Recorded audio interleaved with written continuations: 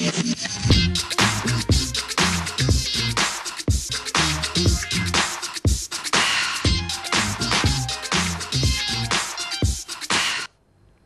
miq të Klan Kosovës, jemi bashkë këtu për këtë të enjte për emisionin e përditshëm informativ Info Magazin. Unë jam Kushtrim Sadiku dhe do t'ju shoqëroj gjatë minutave në vazhdim. Kalojmë njëherë me zhvillimet kryesore që shënuan ditën.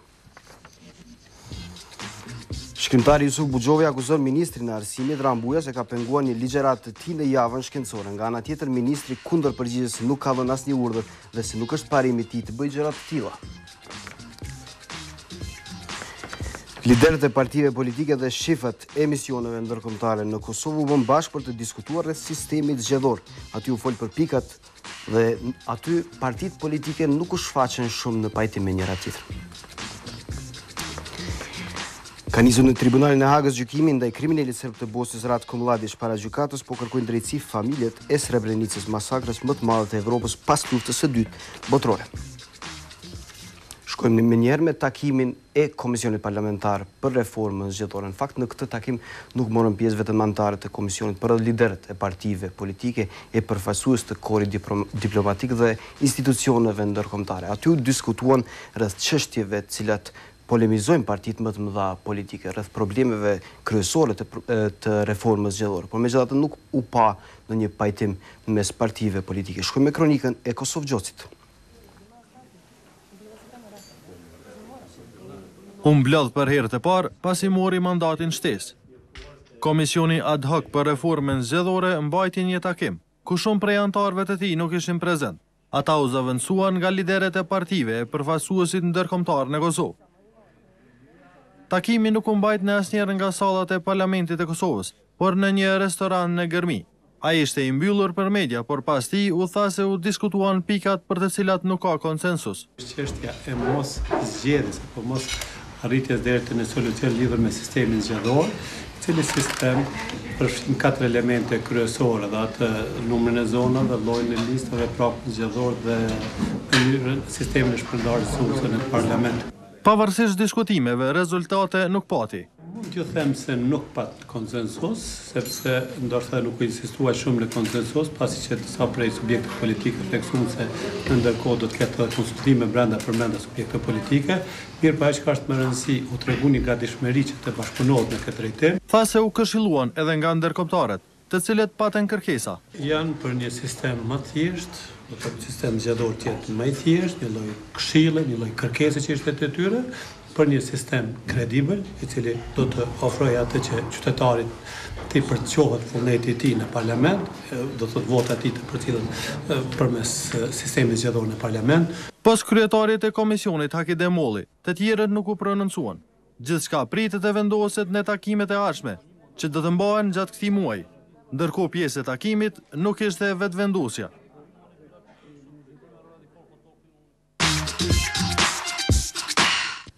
Konsenzus ende nuk ka. Ne kalojmë me informacione tjera për veriun e nxehtë të Kosovës. Tensionet në jug të Serbisë dhe në Maqedoni u fol sot në një konferencë rajonale të ftuar nga Klubi për Politikë të Jashtme dhe Fondacioni për Politikë të Jashtme Friedrich Ebert. Njëri nga panelistët që folën në këtë konferencë është edhe publicisti Kim Mehmeti, cilin e kemi në studion e Info Magazin. Mirë se erdhët. Mirë. Po nisim me njëherë me situatën, po themi, të tensionuar në Maqedoni. Kohëve të fundit protestat janë, po themi, në rritje e sipër të shqiptarëve, por edhe të maqedonasve, por në veçanti ato të shqiptarëve.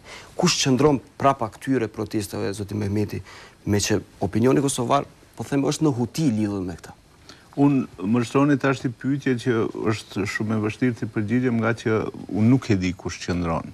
Mirë, po unë mund të flas kush i nxit. Këto protesta i nxit një politikë etnocentrike e Gruevskit, e cila viti 5 që zhvillohet në atë shtet. Këto protesta i nxit ajo ndjenja se shqiptarët nuk janë të mbrojtur nga institucionet shtetërore. Këto protesta pastaj i nxit inferioriteti i pushtetarëve shqiptarë që marrin pjesë në qeveri. Këto protesta i nxit pritja 20 vite e shqiptarëve që përfundimisht edhe ata të bëhen shtetësundues, e jo vetëm qeveritar të punësuar në qeverinë e Gruevskit, sa për të asistuar atij që të realizoj konceptet e veta dhe premtimet e veta që ja ka dhanë popullit Maqedonat. Dhe kështu që sa për organizatorin sinqerisht nuk e di kush është, dhe tani për tani Facebooku paraqitet si organizatori vetëm, mbarë që ekziston, që e dim të gjithë.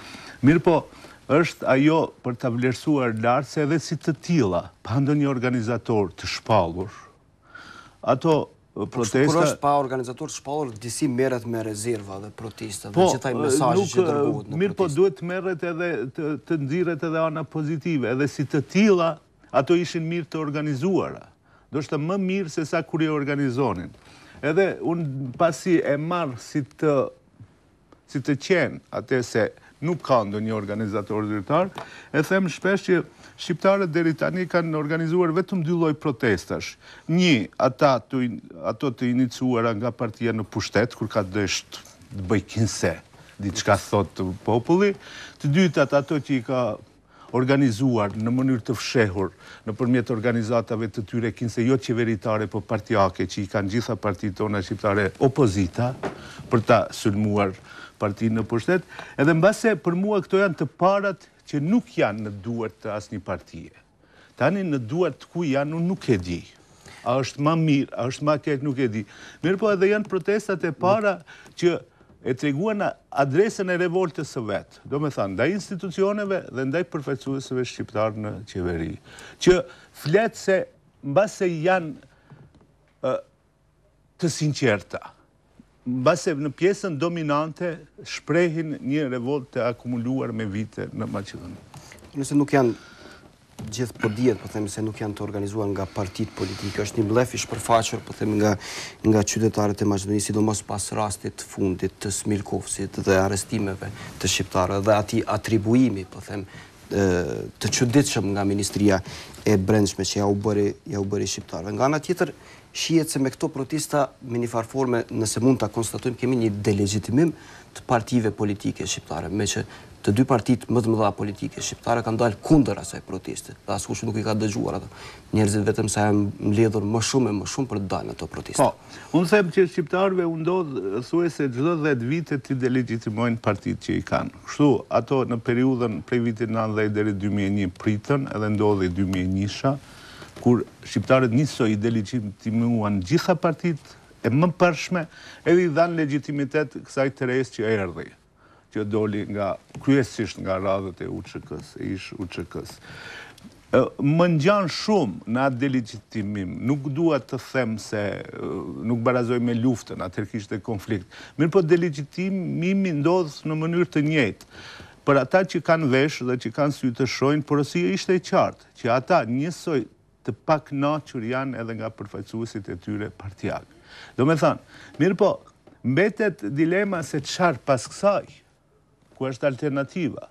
Dhe kështu që këto, nëse jam gjithmonë i prir nga ajo që kur ndodh diçka duhet ta nxjerrësh të mirën e asaj, duhet të nxjerrësh ndonjë mësim nga ajo.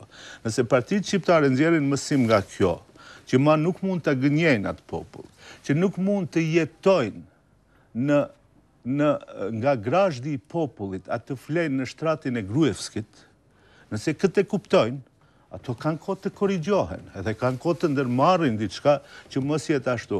A nëse vazhdojnë me të njëjtin ritëm, unë mendoj se gjërat vetëm do të radikalizohen, frustrimit e të rit vetëm do të shtohet, nuk do ta ketë lehtë asnjëri që të nxjerrë në rrugë të ri, edhe unë s'dua që me rinin shqiptare në Maqedoni të manipulohet.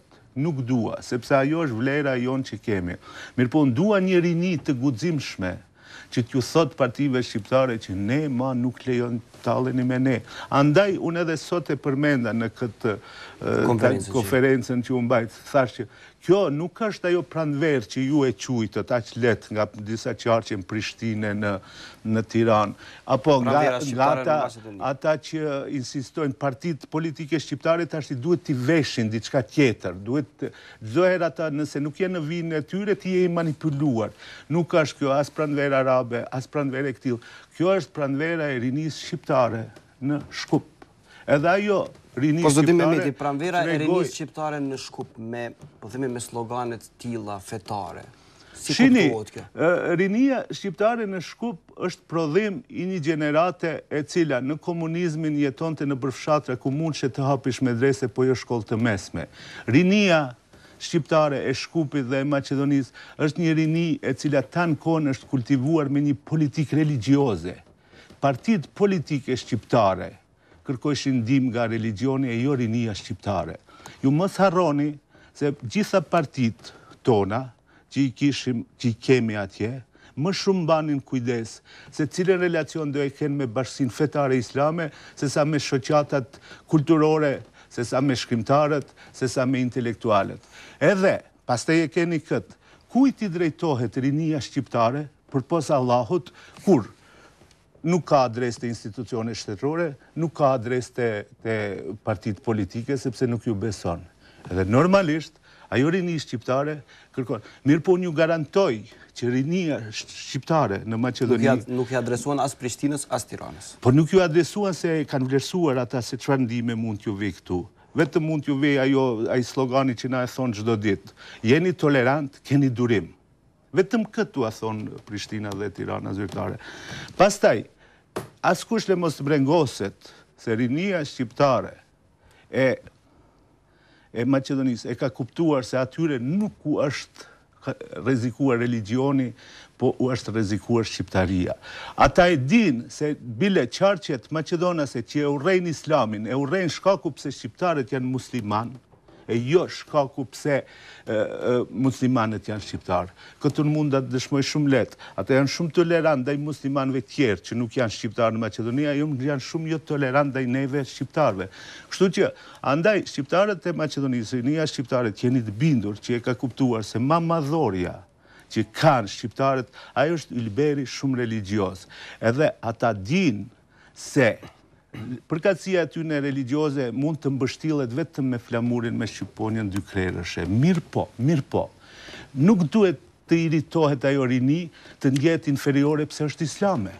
Edhe në momentin kur ata ofendohen në pikën islame, pse? Nuk ishte ky një karem nga pushteti, nga Ministria e Brendshme. Ty atribuohet terrorist islamik që kanë luftuar Unë rastisht e thash se kush i nxit këto protesta, i nxitin ato institucione që din të manipulojnë me ndjenjat e shqiptarëve? Ju nëse e vërejtë... Atë logikisht po e shohim, zoti Mehmeti, po e shohim logikisht që mund të jetë edhe njëri nga orkestruesit e delegitimimit partive politike shqiptare, mund të jetë edhe vetë pushteti Maqedonës. Jo, këtu ne mund të flasim për atë, mirë po kjo flet për inferioritetin, për vazalizmin e partive shqiptare. Gruevski duhet t'i pranohet një gjë. Ajo arriti t'i delegitimoj partitë shqiptare, duke i bërë aq inferiore sa që shqiptarët ma mos të besojnë atyne. Po kjo është problemi i partisë, nuk është i rinisë shqiptare. Unë nga i zgjedhur im kërkoj përgjegjësi për atë që më ka premtuar. Ai nëse është njëj pa aftë, është desh të më tregoj se nuk ka aftësi ta bëj atë. Se është e vërtet. Në vërtet, çfarë bëri Gruevski? Gruevski ja theu boshtin kurrizor marrëveshjes së Ohrit. Si ja theu?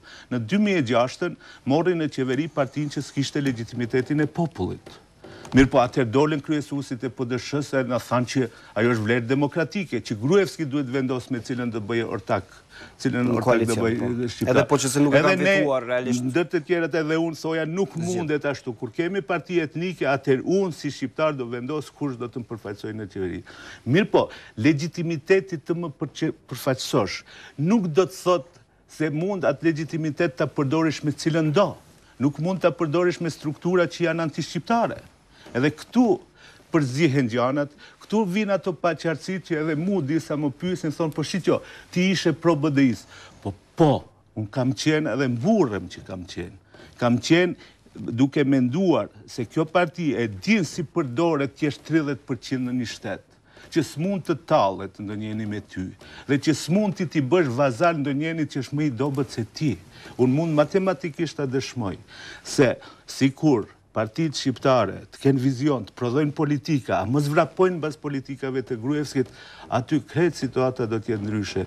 Mirë po me që ne kemi politikan, që kur ju ofron një Audi, kur ju ofron një sekretaresh, edhe kur jep ndonjë grimc tender, i harron të gjitha, edhe na ndodh kjo që na ndodh. Kjo ndodh gjithandej, jo vetëm Maqedoni, Kosovë, Shqipëri. Po atje disi më shumë vend. Situata është pak më ndërlikuar. Ju të keni 30% potencë edhe të lejoni që të jeni vetëm asistues si ndonjënit, apo të jeni në pushtet, pa mos e bashkësunduar shtetin, ajo është nuk është amatorizëm politik, ajo është marrëzi, ajo është inferioritet. Edhe këtë inferioritet, ky inferioritet, mandej shëndrohet në frustracion të ata të rinj që cili do mund t'i mbledh përpos partive politike. Po flasim për ndikimin e Prishtinës dhe Tiranës, zoti Mehmeti.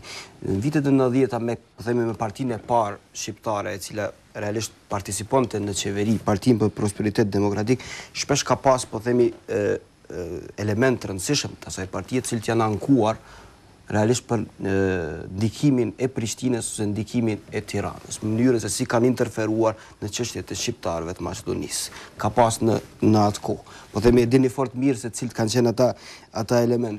A duhet realisht Prishtina dhe Tirana të sillen në mënyrë paternaliste ndaj shqiptarëve të Maqedonisë? Prishtina e Tirana nuk duhet të sillen në mënyrë paternaliste ndaj shqiptarëve të Maqedonisë, por duhet të sillen ashtu si u takon qendrave tona politike e kulturore. Si do t'i raportojmë?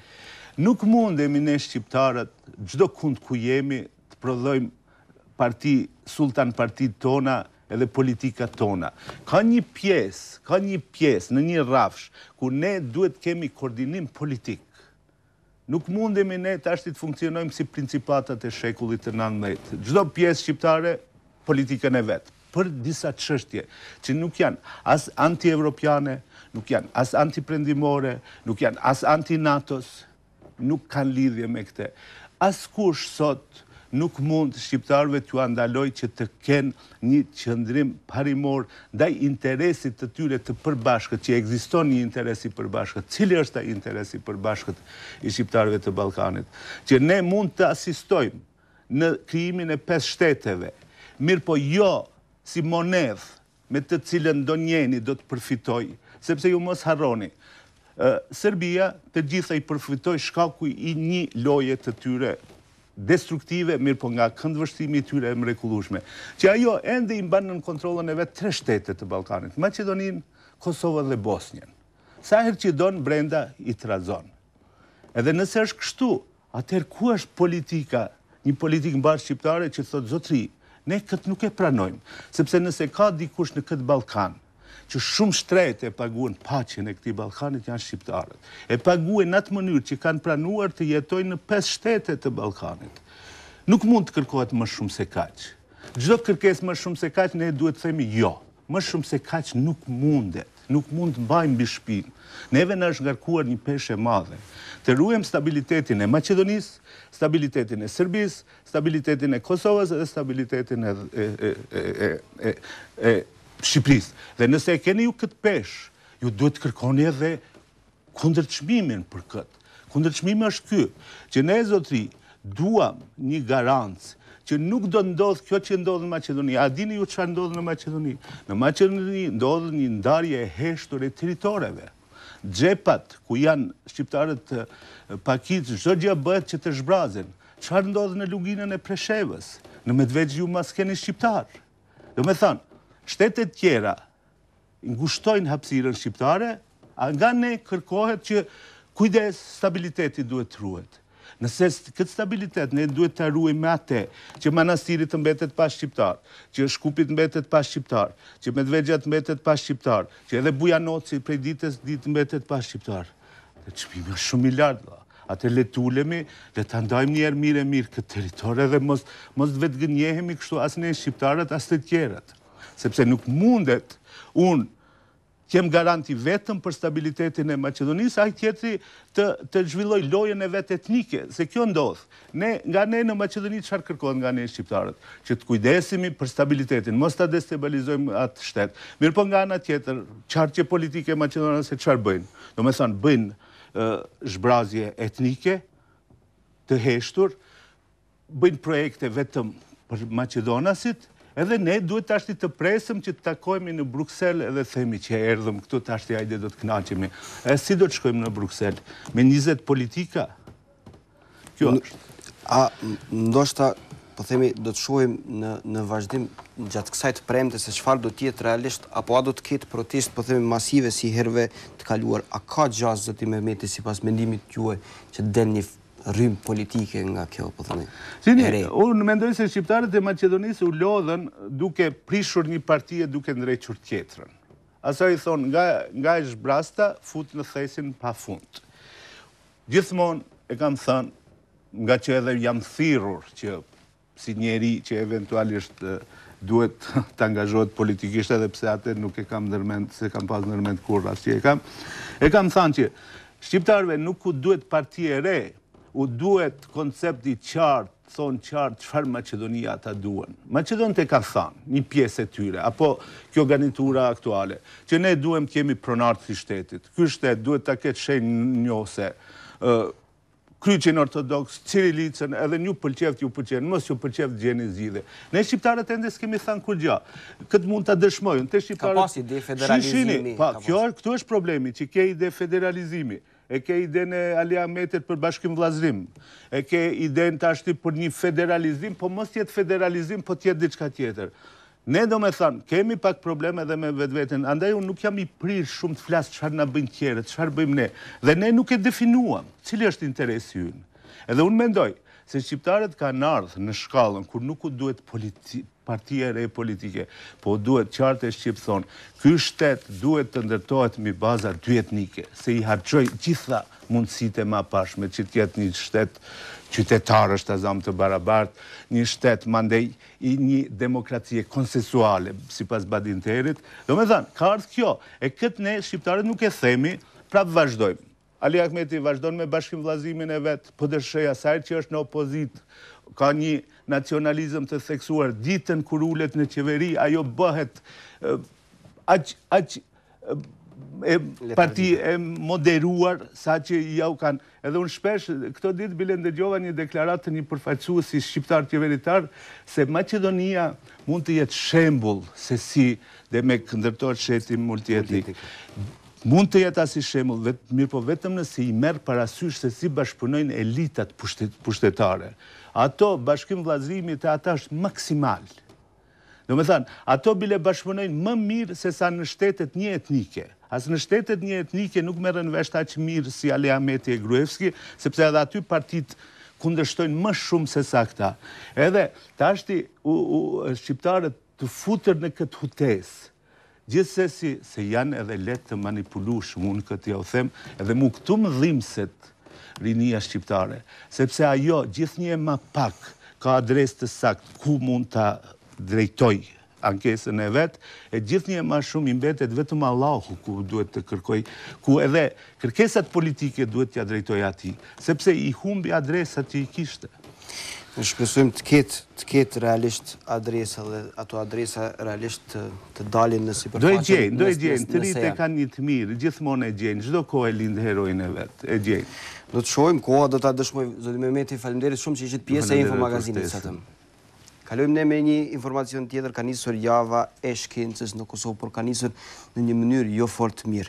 Shkrimtari dhe historiani Jusuf Buzhovi akuzoi ministrin e arsimit Rambuja se e ka ndalur të ligjeroj gjatë një dite më vonë, e ka ndalur këtë ligjerat. Këtë e ka mohuar ministri i arsimit. Do të ndjekim kronikën dhe do të debatojmë në studion e Infomagazin se cila është në fakt e vërteta lidhur me këtë çështje.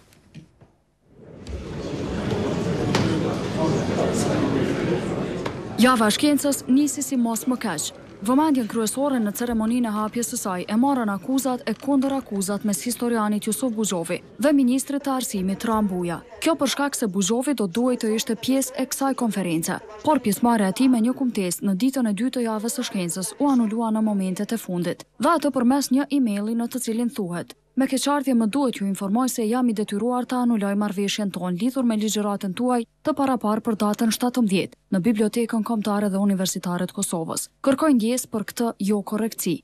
Emaili në adresë të Buzhovit është dërguar nga Murtezaos Dautaj, drejtori i Departamentit për Shkencë dhe Teknologji. Megjithatë, historiani është i bindur se vendimi për këtë përjashtim u marr nga vetë ministri i arsimit. Edhe unë konsideroj se kjo është bërë drejt për drejt me urdhën e ministrit. Pra po them, nëse ministri del sot thot se nuk ka qenë ndjeni rreth saj dhe nuk ka kurfar kundër librit tim apo punës time shkencore, le të urnoj nesër, le ta kthej terminin, le dal publikisht unë nesër po dal, po e maj ligjëratën dhe me këtë përfundon ky kontekst. Ndërkaq ministri Rambuja ka mohuar të ketë gisht në këtë punë. Se kam pasur kur parim që t'jap vlerësime për veprën e palexuar. Dhe unë nuk e kam lexuar veprën e Shubuzhojit. Dhe unë nuk e them as vlen, as nuk vlen. Dhe unë kam dhënë një kohë urdhra ushtarak, po politik s'kam dhënë asnjëherë. Sepse bëj sugjerime politike, po urdhra politika asnjëherë jo. Ndryshe Buxhovi ishte paraparshëm me kumtesën e tij të paraqitet më datë 17 në Bibliotekën Kombëtare Universitare të Kosovës. Do të isha shumë e lumtur. Ndoqëm kronikën, ndoqëm dy pjesët, dy anët e së vërtetës, dy anët e medales, dy deklarimet e mundshme nga zoti Buxhovi dhe nga ministri i arsimit. Tashmë jemi në pjesën e debatit në Info Magazin. Është zoti Bajrosh Morina, kryeredaktori i Bota sot, cili është mysafir. Mirë se erdhe. Faleminderit për ftesën. Dhe Myrteza Ozdahutaj, drejtor i Departamentit të Shkencës në Ministrinë e Arsimit. Mirë se erdhe. Mirësevgjeta. Atëherë, cila është e vërteta, zoti Ozdahutaj, cila është e vërteta, kush e ka ndalur ligjëratën e zotit Buxhovi? E vërteta është se unë në kuadër të përgatitjeve për javën e shkencës e kam menduar që 3 mbrëmjet e javës së shkencës do të pësonte me 16, me 17 dhe me 18 të organizoj ligjërata me shkencëtar eminent të vendit. Përveç zotit Buxhovi i kam ofruar dhe i kam lutur edhe 2 shkencëtar të tjerë që në 2 mbrëmjet e javës së shkencës të mbajnë nga një ligjërat rasti në orët e mbrëmjes në Bibliotekën Kombëtare. Pra zoti Buxhovi është ftuar të ligjërojë në javën e shkencës. Zoti Buxhovi është ftuar nga ana ime të ligjërojë me datën 17 në orën 19 në Bibliotekën Kombëtare dhe Universitare. Dhe pse të mos ligjërojë tashti zoti Buxhovi atje? Kush e ka ndalur?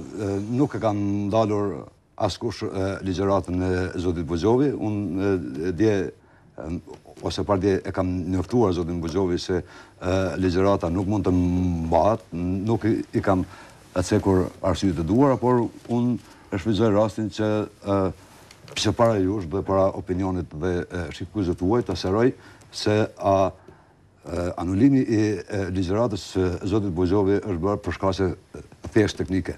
Këto shkaqe teknike... Vetëm ti përshkruaj cilat kanë qenë shkaqe teknike.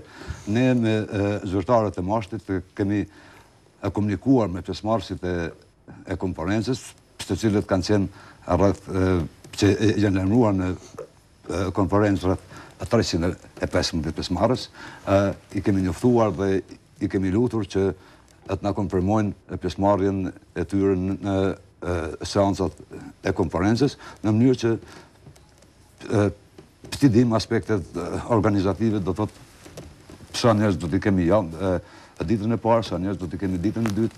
Mirë, kjo është, po themi, për temën e parëndësishme, po themi cilat janë shkaqet teknike, cilat kanë detyruar Ministrinë e Arsimit që t'i thotë zotit Buxhovi, jo, nuk mund është nesër të ligjërosh. Jo, nuk është thënë zotit Buxhovi se nuk mundet të ligjëroj, nuk është thënë nga ana ime, por është thënë se ligjërata anulohet.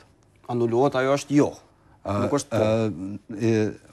Anulohet për shkak të mos konfirmimit të audiencës që do të marrë pjesë, dhe unë mendoj se edhe zoti Buxhovi nuk do të ndihej mirë kur në Bibliotekën Kombëtare eventualisht sipas konfirmimeve tona do të kishte një audiencë të pakët. Parimisht unë e kuptoj. Zoti Morina është në studion e Info Magazinit që po themi gazeta Bota sot e para e ka publikuar. E ka publikuar këtë raport. Po, unë parimisht, fillimisht e kuptoj pozicionin zotit Ozdahutaj për shkak se ky është obliguar të mbrojë pozicionet e ministrisë, mirë po e vërteta është se është pohuar edhe nga vetë zoti Ozdahutaj, është pohuar edhe nga vetë zoti Buxhovi, dhe kemi shumë argumente të cilat flasin se vërtet në momentin e fundit, dhe momenti i fundit për mua është një ditë para se të mbahet konferenca, i është anuluar pa asnjë arsye, ndërkaq arsyet teknike janë aq qesharake. Dhe në fakt, arsyet teknike ka një përpavi dhe ajo përpavi është politike. Është krejtësisht politike pastër e ministrit, jo e departamentit, jo e zotit Osdautaj, jo e këshilltarëve të tij, por është ndërhyrje tipike politike e ministrit Buja, i cili në momentin e ministrit Buja zoti Osdautaj. Jo, nuk ka pasur, unë nuk e kam konsultuar zotin ministër as kur kam biseduar me profesorin Bugjovi, edhe kur e kam lajmëruar zotin Bugjovi me anë të një emaili se ligjërata do të anulohet. Kushtim, nëse në këtë javë të shkencës vetëm ta sqaroj pse bota sot i ka politikat e veta redaktuese dhe unë thjesht nuk në këtë rast nuk jam përkrahas i mënyrës se si bota sot i është qasur këtij problemi. Çfarë është problemi me botën sot? Bota sot e ka publikuar asnjë problem me botën sot. Është një unë mendoj se kësaj ngjarje, këtij anulimit të kësaj ligjërate i është dhënë ngjyrë e thellë politike, e cila nuk do të ishte dashur. Kushtim, përkthimi shqip i arsyetimeve teknike për anulimin e ligjëratës së Jusuf Buxhovit është krejtësisht politik, për shkak se nëse në mesin e 315 pjesëmarrësve të kësaj ngjarje shumë të rëndësishme për shkencën, nuk pas ka vend për Jusuf Buxhovin, i cili brenda kësaj periudhe të fundit është një ndër studiusit që ka argumentuar, që ka botuar vellimet më të rëndësishme në fushën e historisë. Është vellime për Kosovën, 3 vellimet e tij për Kosovën që e kanë ndërmuar edhe Akademinë e Shkencave Serbe. Dhe unë tash nuk po du me marrë mbrojtje Jusuf Buxhovin, por arsyet teknike të anulimit kur një studiusi i cili paraprakisht ka përgatitur ligjëratën e tij, sepse në takime të tilla shkencore nuk shkohet me referate politike, i nderuar zoti kryeministër, të nderuar deputet, siç bën deputetët këtu. Por Jusuf Buxhovi ka përgatitur ligjëratën e tij me një kohë bukur gjatë, është marrë me problematikë dhe në momentin e fundit i njoftohet, i thuhet, i njoftohet me shkrim se pa asnjë arsye, vetëm se bëhet anulimi i ligjëratës tuaj, mendoj se kjo është e para punës, është intervenim drejt për drejt politik i ministrit, sepse këto ndërhyrje nuk ka mund të mi bë zoti Osdautaj për shkak se ky ka shfaq gatishmërinë e tij që ta ftoi zotin Buxhovi, që do të ishte nder për këtë javë të shkencës, që ai të ligjëroj për probleme të tilla, sepse i njeh dhe e ka dëshmuar këtë me veprat e tij se e njeh fushën e historisë, dhe në momentin e fundit tash arsyet se nuk ka audiim. Un kam qenë në promovimin e veprave të Jusuf Buxhovit. Nuk ka audiencë, mu nuk po m'duket asnjë arsye realisht. Unë kam qenë promovimin në promovimin e veprave të Jusuf Buxhovit, ka qenë mbushur salla edhe bibliotekës kombëtare dhe kemi qenë korridor, nuk kemi mujtë me hyrë gjithë aty. Unë kuptoj ty fare. Por vetëm ta shërojmë, nuk kjo është ndërhyrje dhe ka pas audiencë. Unë thashë nuk ka pas konfirmim nga pjesëmarrësit e konferencës pse do të marrin pjesë në këtë Morteza, ju do të thoni se edhe pjesëmarrësit e tjerë e kanë bojkotuar në farë mënyrë, kanë paralajmëruar se do ta bojkotojnë Buxhovin. Nuk besoj, mos u nisni para premisave të tylla. Ju të lutem, atë janë shumë paragjykime ndaj zotit Buxhovi dhe ndaj unë nuk kam marrë sa mbroj zotin Buxhovi. Unë kam një shqetësim. Ministri Buja ka ndërhyrë politikisht me direktivë politike dhe ja ka ndaluar ligjëratën një studiusi që tashmë e ka dokumentuar dhe argumentuar se është studius serioz. Edhe kjo është hipotetike për arsye se ministri Buja është përgjigjur realisht, se nuk ka pas asnjë intervenim. Jo, vetëm ta shëroj. Jo, është vetëm një argument. Është vetëm një argument. Jusuf Buxhovi nuk e ka të anuluar, Jusuf Buxhovi ka qenë i ftuar të marrë pjesë dhe Jusuf Buxhovi e ka të ndaluar të marrë pjesë. Këto janë dy argumente, nuk do të shkojmë aty tjetër. Pse Xharat Karshi me në lidhje me mua dhe në lidhje me pozitën time, ministri Buja nuk ka intervenuar në këtë rast. As ne si media nuk kemi absolutisht ndaj jush kurrë. Ne kemi problem ndaj fenomenit se është ndaluar. Është një fakt. Politikën aktuale dhe ngjarjet në politikën aktuale dhe se si ju dëshironi. Është fakt se zoti Buxhovi është anuluar, a është e vërtetë? Është e vërtetë dhe është mjafton për media që ta bëjmë dhe ne kemi bënë një lajm shumë të vërtetë. Nuk mjafton nga media kjo, sepse anuluan edhe takimet e presidentëve, anuluan edhe takimet në mes. Ne po flasim për një nivel shumë serioz, siç është java për shkencën. Ne po flasim në një nivel tepër serioz. Unë e kam njoftuar zotin Buxhovi me shkrim se ligjërata e tij Ju jeni dëshmuar shumë korrekt kur e keni njoftuar, po megjithatë lajmin ose e vërteta e asaj që e keni shkruar në fakt është e dhimbshme, sepse zoti Buxhovi deri ditën për shembull një ditë më herët ose kur ka qenë e ka ditur se do të ligjërojë, është përgatitur si do të ligjërojë. Po. Ndërhyrja, zoti Ozdautaj, unë e kuptoj pozicionin tuaj. Ndërhyrja ndaj zotit Buxhovi është shumë jo korrekte. Kesh hipotezë, mund të kesh teori, mund të kesh po flas me argument më burr. Unë kam marrë vesh për ndalesën nga vetë zoti Buxhovi mbrom. Ai më ka njoftu se në momentin e fundit dhe njeriu është shumë i shqetësuar. Keni parasysh se është me gjestë një punon shkencor të cilit nëse i thuhet 5 minuta. Dhe ai thot mua. Dhe unë e kam pyet. Për nga e more konfirmimin se ju nuk do t'jeni dhe natyrisht me dërgoj emaila. Dhe çka bën Ministria Politike e Arsimit e Rambujës? E dërgon një reagim në të cilin reagim as nuk ka logot ministrisë, u ka dërguar gjitha medjave, as nuk ka departament, as nuk dihet kush e ka nënshkruar, nuk ka logot Ministrisë Arsimit, reagohet ndaj shkrimit me krejt fjalor politik. Ky është një pamflet politik. Nuk ka marrë të komentoj atë që ti e ke pranuar nga ky është një pamflet politik. Unë ka marrë të komentoj. Ky është një reagim, po ja çka ka reaguar. Ky është një reagim politik, është pamflet politik i Ministrisë Arsimit, i cili ju ka dërguar edhe media të tjera. E realisht duhet ta dërgoj edhe te na. Do ta botojmë nesër, por unë do t'ja jap përgjigje, veç do ta pyes kush janë autorët. A ka ky shtet logo? A ka kjo ministri a është institucional? Kjo nuk është tema për cilën unë ka marrë shumë. Jo, unë po do të thënë se me arsyetuar dhe një gjë, se Ministria e Arsimit është krejtësisht politike. Ligjërata e zotit Buxhovi është anuluar nga ana ime për shkaqe teknike. Shkaqe teknike zoti Ozdautaj, si do të mundet njerëzit realisht, ju i cekët, po realisht e lat për të dëshiruar, për të marrë po themi vesh të vërtetën e vetme lidhur me këtë. Si do të mund t'i besojnë shikuesit, po themi, si do të mund t'i besojë audienca faktit, shkaqe teknike. Ju lutem vetëm një sqarim. Personte në në mbrëmje, Teatri Kombëtar për ndërtën e javës së shkencës organizon një shfaqje. Dhe personte në mbrëmje unë i kam pas 40 konfirmime nga pjesëmarrësit e konferencës se do të marrin pjesë në shfaqje. Mu më është dashur ta bëj këtë gjë për shkak se teatri do duhet të përgatitej ta mbante shfaqjen ose mos ta mban shfaqje teknike zoti Ozdautaj po ju ndërprej, kërkoj ndjes, po ju ndërprej. Shfaqje teknike do ta kuptoj, po që se zoti Buxhovi për shembull do të kishte probleme, do të thotë nuk mundem të marr pjesë, kam probleme. E kërkoj ndjes. Nuk është kjo arsyeja, do thot, arsyeja është kjo, se ne e kemi bërë një agjendë shumë koncize, lidhur me javën e shkencës, edhe për shkak të shpenzimeve që mund të kemi atë pa planifikuara, edhe për shkak të procesit të mirëvajtjes së konferencës se java e shkencës. Dhe në këtë aspekt ne kemi qenë në kontakt të vazhdueshëm me pjesëmarrësit e konferencës në mënyrë që ti planifikojmë aktivitetet më radhë.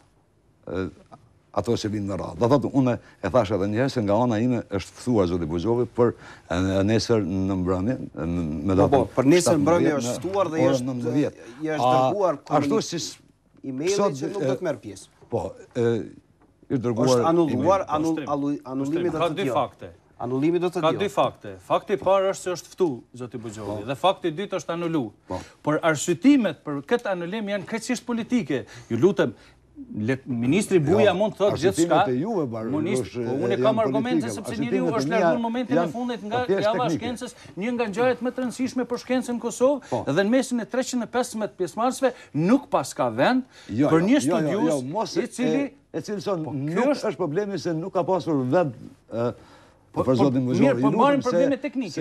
Ju thoni se pas ka teknikisht mundësi audienca autorë që janë parasitur me kombëtesa. Zoti Buxhovi nuk është parasitur me kombëtesa. Zoti Buxhovi është lutur nga ana ime se ta mbaj. Mirë, ai ka pas me mbajt një kombëtesë shkencore, sigurisht është lutur nga ana ime gjithashtu edhe profesori Çoçi i cili nuk ka pas mundësi të marrë pjesë.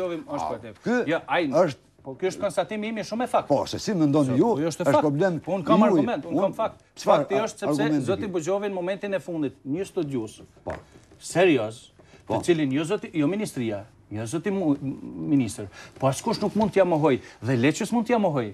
Por veprën e zotit Bugjovi, vepra e zotit Bugjovi e ka dërmu Akademinë e Shkencave Serbe. As personi, Ministria e Arsimit, as personi im, nuk ka pasur për qëllim, poshtë një teori shumë të rrenjshme serbe. Dhe njeriu me studius, këta i thonë se ju e leni jashtë javës shkencës. Të lutem, të ndalemi atë temë. Ministria e Arsimit dhe personi im kemi respekt të jashtëzakonshëm për veprën dhe për personin. Cili është respekti anoloni në momentin e fundit? Çfarë respekti ju anoloni? Ja merrni drejtën e ligjërimit në momentin e fundit, një ditë para fillimit të shkencave. Çfarë respekti është? Unë po them se jo respekt, ky është ignorim. Ky është fymje. Ky është direktivë politike, është intervenim politik i vetë. Ju mund ta komentoni. Po jo, nuk mund ta shpjegoj ndryshe. Po jo, ma jepni ju një argument tjetër. Mund të stisni teori çfarë doni. Jo, ma jepni një argument tjetër se zoti Bugjovi për shkak të arsye shëndetësore. Jo, arsyet kanë qenë thjesht teknike, sepse nuk ka mundur të mbahet ligjërata për shkak se për një arsye atjetërën nuk kam qenë i sigurt se do të ketë audiencë. Të zoti Bugjovi, të ligjërimi i zoti Bugjovi. Ju lutem, ndoqëm ne edhe në kronikën e Naile Dimës më herët se sa realisht kishte në bibliotekën kombëtare teksa po promovoi libri Kosova i zotit Bugjovi. Kjo është një arsye pak e besueshme zoti Ozdautaj, sinqerisht po e them është pak e besueshme, që mos të fare e besueshme. Jeni udhëse emisioni dhe nuk mund... Po unë kam qenë në të promovim, unë isha vetë aty. është problemi juaj dhe... Po nuk është problem juaj se si ju... E la dhe një opcion, zoti Bugjovi, e la një opcion. Tha nëse ministri Rambuja... Ndron mendje, ose realisht nëse nuk është ashtu, atë le të më ftojnë, unë nesër jam i gatshëm të ligjeroj. A është e hapur ftesa e Ministrisë Arsimit apo jo? Unë nuk mundëm pa përgatitit të caktuara. Jo, e tha vetë zoti Bugjovi. E tha zoti Bugjovi se është i gatshëm, ai nuk është i dhëruar. Pavarësisht që ju e keni fy, pavarësisht që ju e keni ofendu, pavarësisht që ju e keni bën direkt ndërhyrje politike. Ai prapë është i gatshëm. Jo, ai është shumë ai po thotë si prapë do të vi. Ndërhyrje politike. Unë nuk e kam. Unë kështu e konsideroj. Zotin Bugjovi, unë kam qenë tepër korrekt me zotin Bugjovi, e kam shumë vërtet. Ai ka thënë pas në respekt, është vërtet që ai ka thënë se zoti Ozdautaj është sjellë shumë me korrektësi, madje edhe njoftimi juaj është shumë korrekt. Megjithëse i kërkoni ndjes për këtë jo korrektësi, sepse është ndërhyrje shumë jo korrekte, dhe ndërhyrje jo korrekte për kthyer pak më shqip, dhe më thënë ndërhyrje politike. Unë i kuptoj pozicionet e juaja dhe po them edhe një herë, do të ishte ndërhyrja më e madhe politike e ministrit nëse ti ndërmerr diçka ndër. Ajo do të ishte diktaturë politike dhe unë i bëj apel zot ministër, se ju nuk jeni fare këtu involvuar. Aty involvuar është integriteti dhe personaliteti i nëpër këmbër i zotit Bugjovi që është bërë përpjekje nga ministria dhe ndërhyrja politike e zotit ministër që tash e ka hedhur gurin dhe e fsheh dorën. Kjo është arsye, nuk ka tjetër. Jo, në asnjë mënyrë, jo. Nuk është. Jo, nuk është. Unë thash, unë kam shumë argumente dhe sinqerisht unë kam qenë i përgatitur. Atëre kujt është, jo, flasim zoti Ozdautaj. E kujt atëre nëse jo e ministrit? Ju lutem, ftesa është bërë nga ana ime. Po ju jeni drejtori, po keni bërë shumë drejt që keni ftuar. Në mënyrë gojore tek zoti Bugjovi. Në mënyrë gojore e kam ftuar zotin Bugjovi se ta mbaj një ligjërat, e kam ftuar profesor Qosin që ta mbaj një ligjërat. Keni bërë një profesor Qosin, jo? Ftuar profesor Baran Berishën që të mbaj një ligjërat. Se keni anuluar edhe ligjëratën e Xhepçesit? Jo, ligjërata e profesor Qosa dhe profesor Baran Berisha për shkak të udhëtimeve jashtë nuk kanë mundur ta konfirmojnë ardhjen në por nuk janë anuluar. E qartë. Jo, se nuk është planifikuar. Ju zoti Ozdautaj, me një fakt. Ju lutem. Jo, unë e kam lutur profesor Qosin, e kam lutur profesor Bugjovin dhe i kam ofruar profesor Baran Berishës që në trimbrëmjet, në ndjerën nga trimbrëmjet e konferencës është java e shkencës, ta mbajnë nga një ligjërat një orëshe. Dhe thash këtu, thash se profesor Qosja dhe profesor Baran Berisha për shkak të udhëtimeve të planifikuara më herët nuk kanë mundur ta pranojnë nëse ata nuk kanë mujt, atë duhet me jetë edhe zoti Bugjovin. Profesori Bugjovi e ka pranuar ofertën time me shumë kënaqësi dhe unë e falenderoj. E dëgjuam krejt shpjegimin. Zoti Ozdautaj, kam një pyetje krejt fundit për lutem, me që ju me një farë forme edhe në korespondencën që e keni bërë me zotin Buxhovi dhe në emailin e keni pranuar se kjo është jo korrektësi. A jepni ju dorëheqje lidhur me këtë? Jo, nuk kam përshka të jap dorëheqje. Kushte mendoj se jesh do duhet të jetë dorëheqje, por nuk do duhet merrej masa ndaj zotit Osdautaj sepse do të ishte ndërhyrje e dytë politike e ministrit nëse zoti Osdautaj e ka kryer punën shumë me korrektësi. Nëse zoti Osdautaj është marrë drejt për drejt me punat e rrezikshme. Po, ai ka bërë shumë mirë. Ai ka ftuar njerëzit, personalitetet dhe ka organizuar. Dhe në momentin e fundit i ka thonë dikush, dhe unë dikush është ai dikush. Vetëm tasore. Unë kam qenë, jo do të ishte ndëshkim nëse do të merrej masa ndaj zotit Osdautaj. Unë kam qenë dhe nuk kam pse jap dorëheqje. Unë kam qenë tepër korrekt me zotin Buxhovi, e kam njoftuar më shkrim para ligjëratës se ajo nuk do të mbahet. Në letën time nuk i kam cek ndonjë arsye, por po ceki publikisht këtu se arsyet kanë qenë teknike nga ana ime, se si komentohet nga Bajrushi dhe nga personat e tjerë, është çështje e tyre personale, është çështje e është çështje e tyre personale dhe politike. Jo, a është politike, mua s'më intereson. Unë jam një zyrtar civil, një punëtor civil i Ministrisë Arsimit, që nuk më intereson. Ka gjatë, po themi se jemi krejt në fund e kemi shtyër emisionin, po futemi në skem të emisioni tjetër i radhës. A ka gjatë që për shembull gjatë mbrëmjes sondme të vendoset që zoti Buxhovi të kthehet? Jo, sepse ka anuluar regjeptosja. Po jo më është përgjigje fare qartë. Për shkak se regjeptosja pas ka anuluar se ka pas me udhtu. Po mund po ta jap përgjigjen. Nuk merr pjesë Jusuf Buxhovi për shkak se regjeptosja nuk vjen. Dhe në momentin kur nuk vjen regjeptosja, po jo më të zbuktojnë përgjigje shumë qarta. I kam lutur profesor Qosin, e kam lutur profesor Bajram Berishin, e kam lutur profesor Buxhovin, që të rinjët e konferencën të mbojnë nga një ligjërat një orëshe.